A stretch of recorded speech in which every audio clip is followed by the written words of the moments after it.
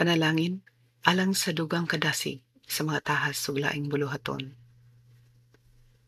Ginoo among Dios, salamat sa pagsalig kanako ning tahas sa kinabuhi. Salamat sa paghatag sa grasya sa kinabuhi ug uban pa aron magpadayon ako manginabuhi dinhi sa kalibutan. Amahan, usahay, maglisod ako sa pagbuhat sa mga tahas ug buluhaton.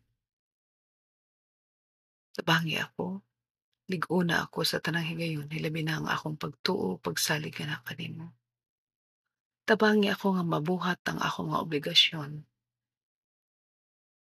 para sa akong kaugalingon, sa akong pamilya, sa mga higala, kauban sa pangempleyo o kaha sa patigayon, ug sa tanang igsuon dinhi sa yuta. Tabangi ako nga makabot ang mga tumong ug laraw.